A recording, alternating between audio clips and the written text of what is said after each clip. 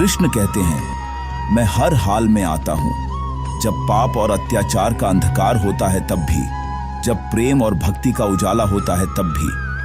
दोनों ही परिस्थिति में मेरा आना निश्चित है। क्या आपने कभी सोचा है कि कोई व्यक्ति दूसरों का अपमान क्यों करता है? वैसे तो हम भी बिना कारण बहुतों का अपमान करते हैं और हमारा भी अपमान बहुत भी बार होता है। इस संसार में सभी कार्य एक दूसरे से जुड़े हुए हैं। संसार का सारा व्यवहार एक दूसरे का अपमान करने पर टिका है। जैसे पति अपनी पत्नी का अपमान करता है, पिता अपनी संतानों का अपमान करता है, गुरु अपने शिष्य का अपमान करता है, नौकरी देने वाला अपने नौकर का अपमान करता है। अर्थात जो भी इस संसार में शक्तिशाली है वह निर्बल का अपमान करता है, उससे नीचा दिखाने में लगा रहता है। यदि हम शक्तिमान हैं तो अपमान के बदले में लड़ाई करते हैं, और यदि हम में लड़ने की शक्ति नहीं होती तो हम अपमान सह लेते हैं, स्वयं को निर्बल, असहाय और कायर मान लेते हैं। हमें छोटे होने का एहसास होता है।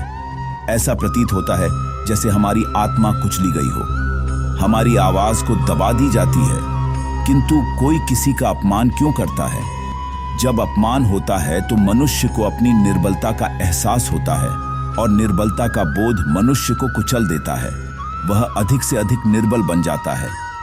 अत्याचार सहने की आदत सी पड़ जाती है।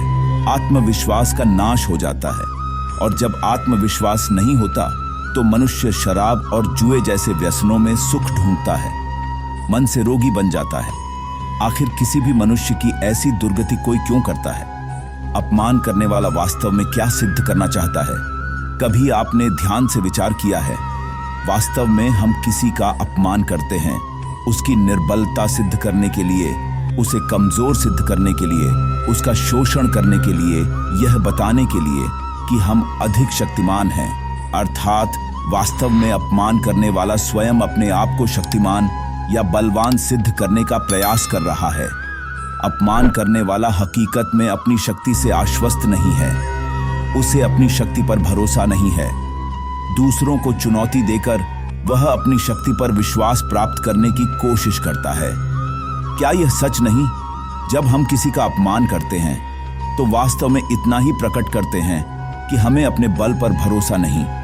हमें यह संसार एक अविरत संघर्ष प्रतीत होता है, कभी न रुकने वाली एक जंग सी दिखाई देती है। हम अपने निकट आने वाले सभी को प्रतिद्वंदी मानते हैं, फिर वह पति या पत्नी ही क्यों न हो। हमें निरंतर लगता है कि हमें अपनी शक्ति सिद्ध करनी होगी, अन्यथा हमारा शोषण होगा, हम किसी के गुलाम बन जाएंगे। किंतु क्या हमने कभी विचार किया है कि दूसरों को प्रतिद्वंदी अर्थात दुश्मन मानने के बदले कलीग मान लें, हमारी सहायता करने वाले सहयोगी मान लें। अर्थात दूसरे व्यक्ति को प्रेम करें तो उसका अपमान करना आवश्यक ही नहीं होगा, किंतु प्रेम करने के लिए आत्मविश्वास आवश्यक है। जिसे अपनी शक्ति पर विश्वास नहीं वह प्रेम कर ही नहीं सकता। अर्थात जिसका हृदय आत्मविश्वास से भरा होता है, ना वह अपमान करता है, ना ही अपमान को स्वीकार करता है। क्या यह सत्य नहीं? इस तथ्य पर विचार अवश्य कीजिएगा। परिस्थितियों से भागो मत, उसके सामने डटकर खड़े रहो, क्योंकि कर्म करना ही मानव जीवन का पहला कर्तव्य है।